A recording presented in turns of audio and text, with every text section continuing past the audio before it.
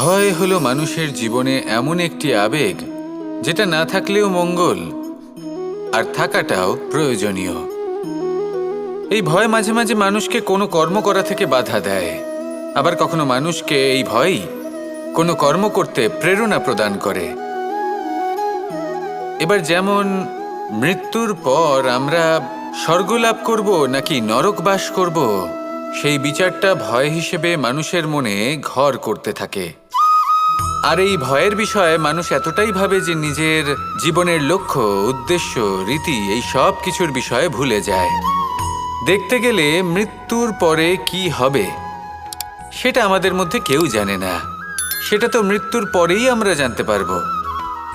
কিন্তু এই মৃত্যু পর্যন্ত নিজের জীবনের সারথি হলেন আপনি নিজেই, তাই না? আপনি চাইলে এই জীবনকে স্বর্গও করতে পারেন, আবার নরকেও পরিণত করতে পারেন। নির্ভর করছে আপনার কর্মের ওপর আর আপনার আপনজনের ওপর। আপনি যাদের আপন বলে মনে করেন, অনেক সময় যাদের আপনি বন্ধু বলে মনে করেন, কথায় আছে যে প্রকৃত বন্ধুর মধ্যে ঈশ্বর বসবাস করেন।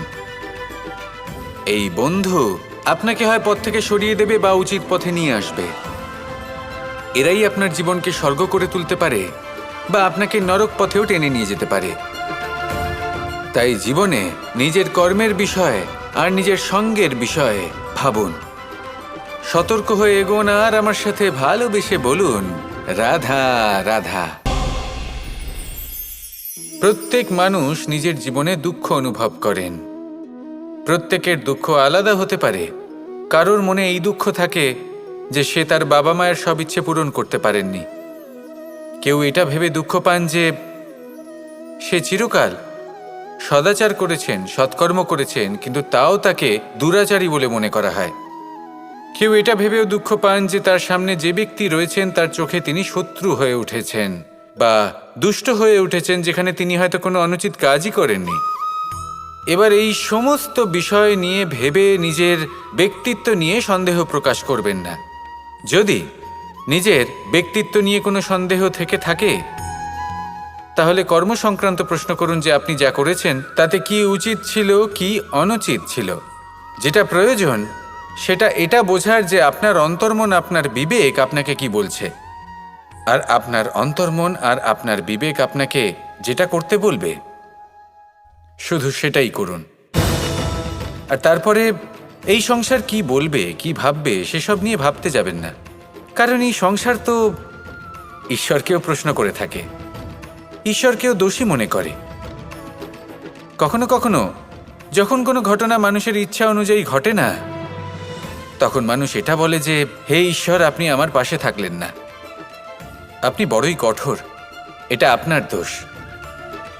যেখানে বেশিরভাগ সময় হয়তো সে নিজেই নিজের কর্মফল ভোগ করছে, আর কখনো কখনো ঈশ্বর হয়তো তার জন্য আরো ভালো কোনো পরিকল্পনা করে রেখেছেন, কিন্তু মানুষ সেটা বুঝতে পারে না।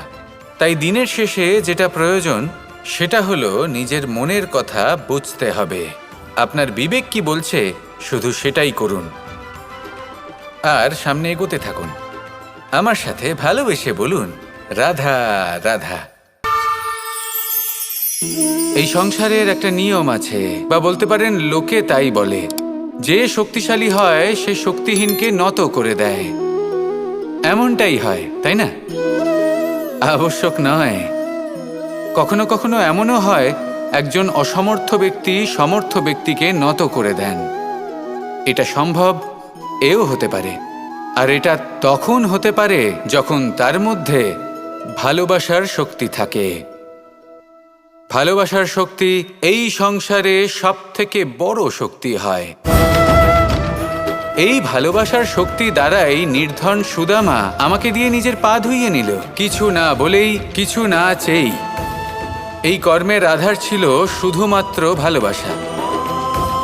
খুব শক্তিশালী হয় এই ভালোবাসা। ভালোবাসার শক্তি দ্বারাই আপনি হিমালয় পর্বতকে নত করতে পারেন, তাহলে কি অসম্ভব হতে পারে? এই ভালোবাসার শক্তির সঞ্চার করুন, আর এই ভালোবাসার সাথেই বলুন, রাধা রাধা। প্রত্যেক মানুষ নিজেদের জীবনে সুখ এবং শান্তি কামনা করেন, অনেক মানুষ এর জন্য শাস্ত্র পাঠ করেন যে কিভাবে জীবনে সুখ শান্তি লাভ সম্ভব। আর তিনটি প্রধান শাস্ত্র যা আমাদের জীবনে আমাদের আশেপাশে বিদ্যমান তা হল ইতিহাস, বিজ্ঞান এবং ধর্ম। ইতিহাস থেকে আমরা জানতে পারি যে অতীতে কিভাবে আমরা সুখ ও শান্তি লাভ করেছিলাম। বিজ্ঞান দ্বারা আমরা এটা বুঝতে পারি যে কিভাবে ভবিষ্যতে সুখ এবং শান্তি আমরা লাভ করতে পারি। আর ধর্ম আমাদের এই শিক্ষা দেয় যে আজকের এই বর্তমানে কিভাবে সুখী থাকা যায়, কিভাবে শান্তি লাভ করা সম্ভব। আর সেটাই হলো সবথেকে বেশি প্রয়োজন। অনেক সংখ্যক মানুষ অতীতে আটকে রয়েছেন, সেখানে অনেক মানুষ ভবিষ্যতের চিন্তায় দিন কাটাচ্ছেন। আজ এই বর্তমানে খুব কম সংখ্যক মানুষ প্রসন্ন থাকতে পারেন, সেটাই শিখুন। ধর্ম এটাই বলে যে যদি মনে কোনো মালিন্য না থাকে, এই মন যদি স্বচ্ছ হয়, কর্মের মাঝে কোনো ছলনা যদি না থাকে, তাহলে নিশ্চিত রূপে জীবনে সুখ এবং শান্তি আসবে আর আসতেই থাকবে। আসুন আমার সাথে ভালোবেসে বলুন, রাধা রাধা। নিজের নিজের অভিজ্ঞতাগুলো দেখে, তার পরিণাম দেখে প্রত্যেক মানুষের মনে একটা ধারণা জন্ম নেয়। প্রজন্মের পর প্রজন্ম যখন অগ্রসর হতে থাকে, এই ধারণাগুলোই কারণ হয়ে ওঠে যা মানুষের জীবনে তার শুভর, অশুভর, লাভের, ক্ষতির এই সব কিছুর আধার হয়ে ওঠে। যেমন ধরুন আপনি কোথাও যাচ্ছেন আর পথে বেড়াল রাস্তা পার করে গেল, সেটা অশুভ বলা হয়। কেউ হাঁচলে কাজ থামিয়ে দেওয়া হয়। বলা হয় যখন আপনি কোনো শুভ কাজ করতে যাবেন তখন মিষ্টি খেয়ে যাবেন, কাজ সফল হবে। যদি কোনো ব্যক্তি অনুচিত কথা বলে দেন তার মানে অনুচিত কিছুই ঘটবে, আদি ইত্যাদি। এরকম অনেক সংখ্যক ধারণা আছে। কিন্তু সবকিছু যদি এরকমই হতো তাহলে প্রত্যেক মানুষ নিজের কথা দ্বারা নিজের বা অন্য কারোর জীবন স্বর্গতুল্য করে তুলতো, নয়তো নরকে পরিণত করত। কিন্তু এরম কি আদৌ হয়? না। কারণ এই সব ধারণা, এই সব কিছু এর উৎস হলো মানুষের মন, তার মস্তিষ্ক। যখন আমরা কোনো বাক্য বা কোনো ধারণাকে একটু বেশি গুরুত্ব দিয়ে ফেলি, তার উপর একটু বেশি বিশ্বাস করে ফেলি, তখন যেটা হয়, তখন আমাদের এই ইচ্ছে শক্তি তার সঞ্চার হয় সেই বাক্যের মাধ্যমে। আর সেই জন্য সেই বাক্য আস্তে আস্তে ফলপ্রসূ হতে থাকে। এটা হলো মানুষের মনের শক্তি, তার মস্তিষ্কের শক্তি। এটা কখনো ভুলে যাবেন না। এটা প্রয়োগ করুন আর তার সদ্ব্যবহার করুন। একে প্রয়োগ করুন নিজের লক্ষ্যে পৌঁছানোর জন্য, শুভ কর্ম করার জন্য। আসুন আমার সাথে ভালোবেসে বলুন, রাধা রাধা।